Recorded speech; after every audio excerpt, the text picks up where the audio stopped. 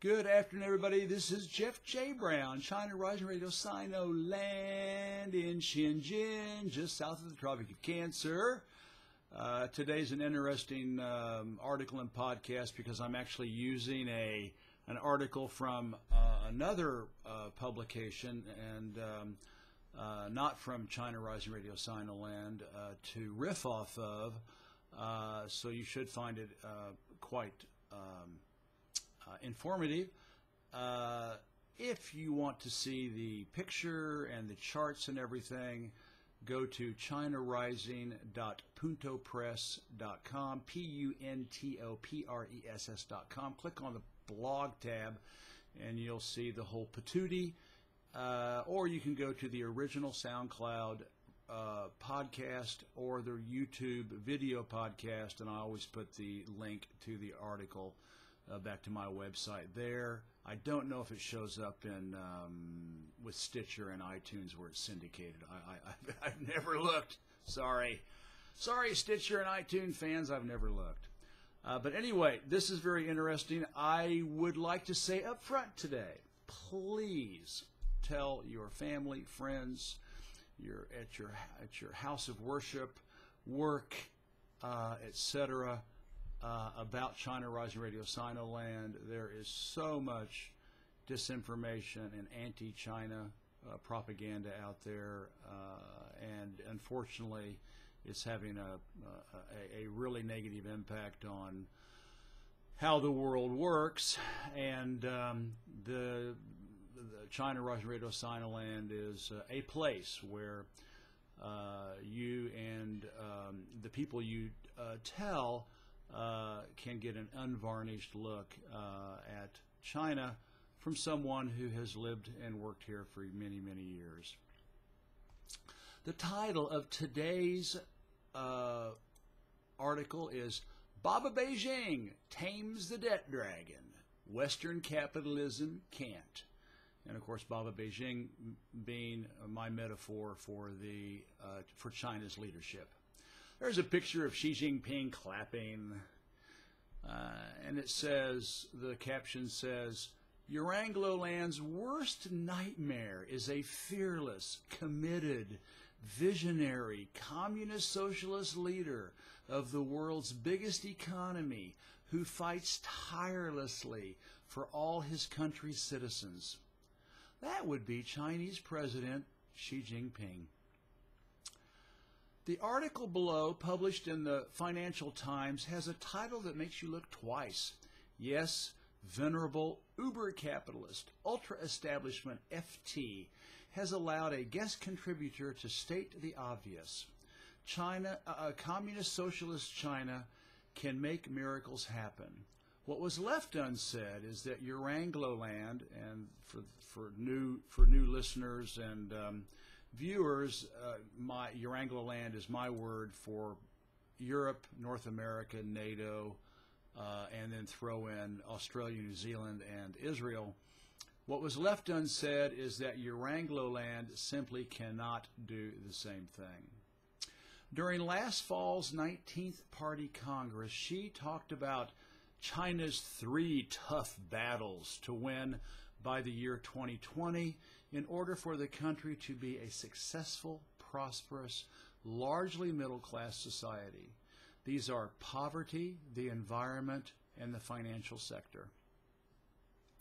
I have written on several occasions about Baba Beijing's incredible efforts to not just reduce but eliminate severe poverty across the land by 2020, which is on schedule to be realized. Meanwhile, people all over your Anglo-land are falling into deeper and deeper destitution, homelessness, and starvation. Life expectancy is even declining in the United States. Xi has mapped out his amazing vision for ecological civilization. China will not be a pristine national park by 2020, but the transformation and improvement in the environment across the country is manifest for anyone living here, like Shenzhen replacing its fleet of 15,000 public buses with 100% battery-powered electric vehicles.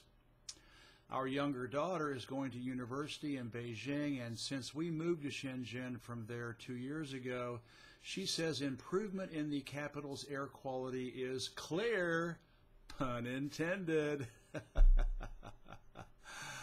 But everybody knew, including she himself, that the big kahuna, the succubus on any national leader's back is the bankers. Yes, all of China's banks are state-owned, and all of the big ones, CEOs, are members of the Communist Party of China, the CPC, including probably every banking boss down to the provincial level, but I have not confirmed that. Like everywhere, banks are rich, have tremendous influence in the economy, and given the chance will subsume the political process in a nanosecond. In fact, the 4 largest banks in the world are Chinese people-owned, so Baba Beijing has to be bigger and more powerful than these behemoths to keep them focused on their shareholders, the citizens, and not on personal aggrandizement and the bottom line. As the article below describes, in the void of effective laws and regulations, banks are prone to be greedy and irrational, even communist-socialist ones.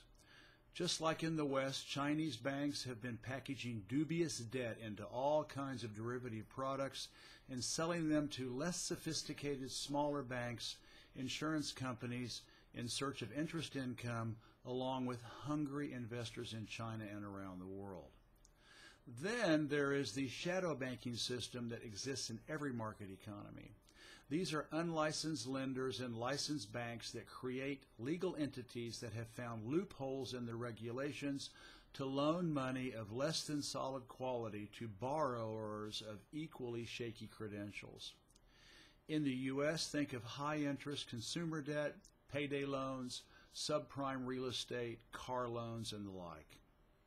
Here in China, I routinely literally get handed flyers and brochures while walking around town from financial investment companies offering too good to be true returns on investments. These are prime examples of shadow bankers. As the second graph shows, China's scary as shit shadow banking system was allowed to spawn in about 2000 and rose steadily until 2013. The fact that Xi Jinping was elected president and this house of cards began to shrink like a radiation-zapped tumor is no coincidence. The first graph indicates that in the first 4 months of 2018, Baba Beijing strangled U.S. $274 billion out of this monster, as China's shadow banking continues to head toward oblivion. This is all great news, but as the article states, China is a long way from solving its debt problems. However, what is so impressive about it is that Baba Beijing is actually going after this banking beast like a tiger on a sheep and making amazing progress. Like China's serious environmental concerns, will the debt issue be 100% resolved by 2020? Probably not. But the critical point to make here is that Baba is moving steadily and forthrightly in the right direction, while it is going in the exact opposite direction in Euranglo-land. In the West, going back centuries, the bankers have owned their governments and rulers like playthings and profit points, and thus own the citizens as well. One only has to see the absurd depredations of taxpayers bailing out Western banks starting in the 1980s with deregulation of Euranglo-land's financial industries. That can't happen here since the citizens already own the banks. If Baba Beijing forced its people to shell out trillions of dollars and euros to keep corrupt, venal, billionaire bankers fat and happy, they would overthrow the government and demand a new heavenly mandate. That's how China's very participatory and vibrant communist-socialist democracy works. We know all too well how the West's Potemkin participatory democracy and free market economy does not listen nor respond to the demands and needs of the people. Hillary Clinton called them society's deplorables, and the 99% don't count. Your Anglo-landers exist to serve the elite 1% and their henchman class that runs their global organized crime cartel. I have great respect for brilliant economists like David Stockman, Paul Krugman, Joseph Stiglitz, and others. They are way smarter than I am. The rub is with Baba Beijing attacking its debt problem head-on and succeeding, which is beyond their scope of training and experience, because China is communist-socialist and Western economists are capitalists. They have zero understanding of Marxist, Leninist, Maoist economic theory and practice. It's like asking them to speak fluent Chinese, and at most when they had only 1 or 2 college classes in Mandarin. Yet they all rail about China's explosive time bomb debt and real estate house of cards and how the country is on a dive bomb to disaster. Well, you can take it from me as someone who has lived in and studied this country since 1990. It is simply not going to happen because China is everything that capitalism can never be. There was an underlying and unspoken theme of China's 19th Party Congress. Baba Beijing is governing and guiding the country with Karl Marx, Vladimir Lenin, Mao Zedong, Deng Xiaoping, and now Xi Jinping as sources of knowledge and experience, and you can go ahead and add Jiang Zemin and Hu Jintao in between. The Congress said that thanks to this, the Chinese people can have their cake and eat it too. And it's true, they are. You just have to travel around urban and rural areas of China to see it everywhere you look, and you have to wear ideological blinders to deny it. Westerners' unwillingness to stop putting capitalism on its rose-colored, idealized fantasy pedestal like it is a perfected dogma or religion that can't be questioned, while ideologically refusing to honestly interpret China's 180-degree communist-socialist differences, are brainwashed habits that are hard to change. I recently talked to a popular American economist who was here to give a presentation, and they were saying that China's debt and property bubbles were destined to pop just like every other one in recorded history. I told this person, who I greatly admire, that if there was any country in the world that could successfully pull off letting the inflated air out of its debt and real estate bubbles, then China, being communist-socialist, was the one that could do it. Their reply was that it was highly unlikely, but who knows? Anything can happen. Well, now we all know it is happening right here in China. Here's the article from the Financial Times, and the eye-catching title is China's Lending Bubble is History, by Paul Hodges, dated May 22nd, 2018. President Xi Jinping clearly knows he faces a tough battle to control leverage. China's shadow banking sector has been a major source of speculative lending to the global economy. But 2018 has seen it entering its end game, as our first chart shows, collapsing by 64% in renminbi terms in January to April from the same period last year, by $274 billion in dollar terms. The start of the year is usually a peak period for lending, with banks getting new quotas for the year. The downturn was also noteworthy as it marked the end of China's lending bubble, which began in 2009 after the financial crisis. And I will add, parenthetically, the Western financial crisis. Before then, China's total social financing, abbreviated TSF, which includes official and shadow lending, had averaged 2 times gross domestic product in the period from 2002 to 2008. But between 2009 and 2013, it jumped to 3.2 times GDP as China's stimulus program took off. It is no accident, for example, that China's Tier 1 cities boast some of the highest house price to earnings ratio in the world, or indeed that Chinese buyers have dominated key areas of the global property market in recent years. And here is where there's that chart number 1. Go back to the links I told you about at the beginning of the article. The picture began to change with the start of President Xi Jinping's first term in 2013, as our second chart confirms.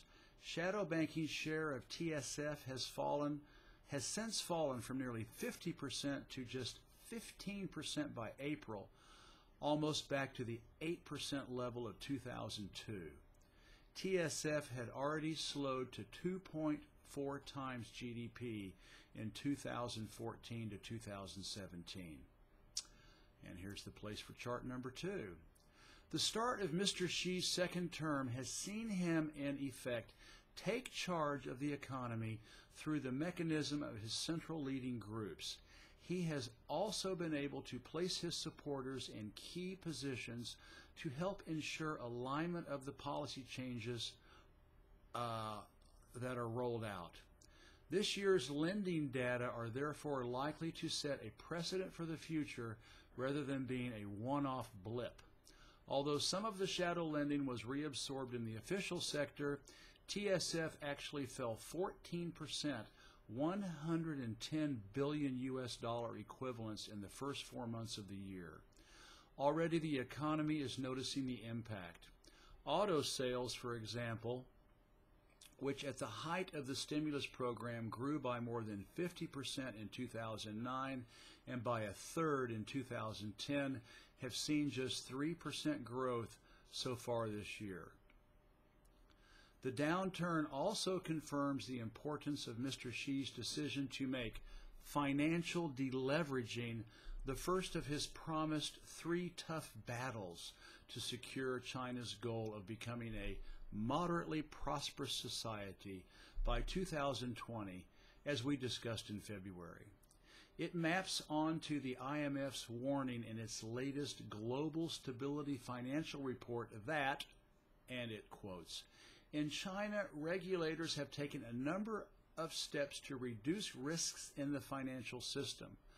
Despite these efforts, however, vulnerabilities remain elevated. The use of leverage and liquidity transformation in risky investment products remains widespread, with risks residing in opaque corners of the financial system." End of IMF quote. The problems relate to the close linkage between China's RMB 250 trillion, the equivalent of 40 trillion US, banking sector and the shadow banks through its exposure to the RMB 75 trillion off-balance sheet investment vehicles. The recent decision to create a new banking and insurance regulatory commission is another sign of the changes underway, as this will eliminate the previous opportunity for arbitrage created by the existence of separate standards in the banking and insurance industries for the same activity, such as leasing. As the IMF's chart below highlights, lightly regulated vehicles have played a critical role in China's credit boom. Banks, for example, have been able to use the shadow sector to repackage high-risk credit investments as low-risk retail savings products, which are then made available in turn to consumers at the touch of their smartphone button. This development has heightened liquidity risks among the small and medium-sized banks, whose reliance on short-term non-deposit funding remains high. The IMF notes, for example, that, quote, more than 80% of outstanding wealth management products are billed as low risk, end of quote. And then this fabulous chart 3 that they created, or actually the IMF created. Mr. Xi clearly knows he faces a tough battle to rein in leverage, given the creativity that has been shown by the banks in ramping up their lending over the past decade. The stimulus program has also created its own supporters in the construction and related industries, as large amounts of cash have been washing around China's property markets and finding its way into overseas markets. But Mr. Xi is now China's most powerful leader since Mao, and it would seem unwise to bet against him succeeding with his deleveraging objective, even if it does create short-term pain for the economy as shadow banking is brought back under control. And I will add parenthetically that he talked about this at the 19th Congress and said that he was willing to risk that in order to tame the banking behemoth. As Gabriel Wildau has reported, the official sector is already under pressure from Beijing to boost its capital base. Analysts are suggesting that 170 billion US of new capital may be required by the mid-sized banks, whilst Moody's estimates the 4 mega banks, which I talked about earlier, may require more than double this amount by 2025 in terms of special debt to meet new Financial Stability Board rules. Essentially, therefore, China's lending bubble is now history, and the tide of capital flows is reversing. Parenthetically, let that last statement soak in for a minute. China's lending bubble is now history. It is therefore no surprise that global interest rates are now on the rise, with the U.S. 10-year rate breaking through 3%. Investors in companies might be well advised to prepare for some big shocks ahead. As Warren Buffett once wisely remarked, it is, quote, only when the tide goes out do you discover who's been swimming naked. That sounds like something Warren Buffett would say. And at the bottom, Paul Hodges and Daniel de Blok van Schlettinga published the PH report. If you'd like to check it out, it does have a paywall, but it does look interesting.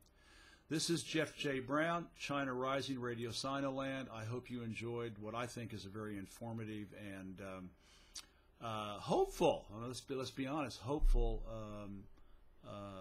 report from China. Have a wonderful weekend. Bye-bye.